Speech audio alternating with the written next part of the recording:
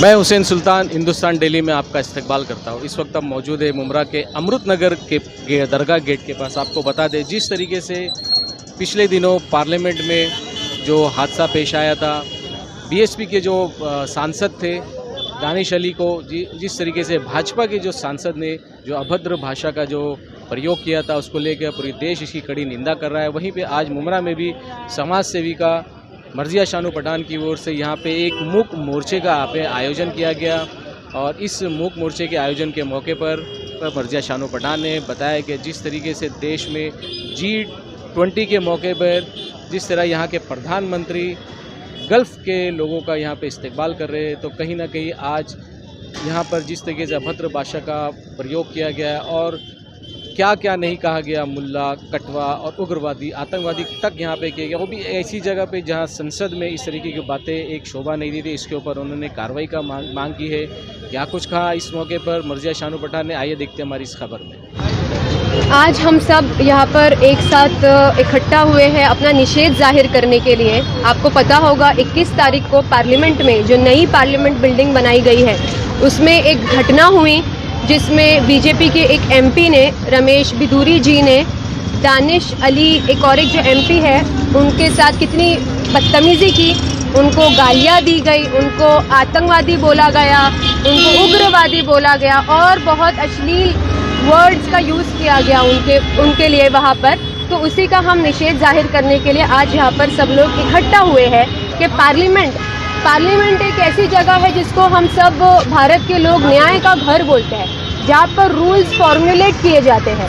वहाँ पर ऐसी घटना हो रही है तो फिर उसके बाद आम जगहों पे तो क्या ही हम एक्सपेक्ट करें। और जो एमपी रमेश बिधूरी जी हैं, उनके बाजू में दूसरे एमपी बैठे थे। अगर आप वो वीडियो देखेंगे जो लीक हुई है, उसमें वो सब हंस रहे हैं और हमारे जो स्पीकर है पार्लियामेंट के, उनको भी हंसी आ रही थी बट उन्होंने कंट्रोल की।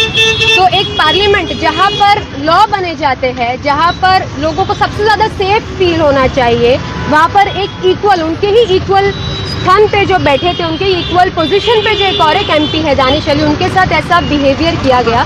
तो आप सोचिए कि बाकी जो माइनॉरिटीज़ है उनको क्या फील होना चाहिए कि आम नागरिक को आप किस तरीके से देखोगे जब एक एमपी को आप ऐसी बातें कर रहे हैं पार्लियामेंट में। तो यानी माइनॉरिटीज जो वो कहीं भी सुरक्षित नहीं है, आप कहीं भी उनको कुछ भी बोल सकते हो और गिरा हुआ फील करा सकते हो। अभी आप देखिए इनका दोगलापन जो है, एक आप बोलेंगे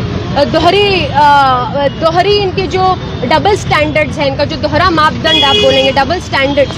आप अभी जो गल्फ के किंग आते हैं, जो गल्फ से लोग आते हैं, प्रिंस आते हैं, आप उनके वेलकम के लिए रेड कारपेट बिछा देते हैं, आप उनको गले मिल के उनका वेलकम करते हैं। और खुद के देश के मुसलमानों से इतनी नफरत, तो फिर उनका क्यों आप इतने अच्छे से वेलकम करते हो? आपने G20 का इतना हल्ला किया, इतना नारे लगाए G20 के, उस पर एक स्लोगन लिखा हुआ था जो संस्कृत स्लोगन है, वसुदेव कुटुंबकम। उसका मतलब क्या है? 1 अर्थ, 1 फैमिली, 1 फ्यूचर।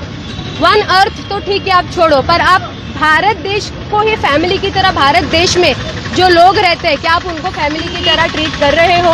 कौन ऐसा अपनी फैमिली के साथ बिहेव करता है? कौन उनको इतना गिरा हुआ फील कराता है? आप एक तरफ अंग्रेज़ों की जो चीज़ें हैं उनसे आप चिढ़ते हो, पर आप पॉलिसी तो उनकी ही फॉलो कर रहे हैं ना। अभी आपने थोड़े दिन पहले विधानसभा में भी अबू हाशिम जी के साथ ऐसा बिहेवियर किया गया था, अभी पार्लियामेंट में भी किया गया।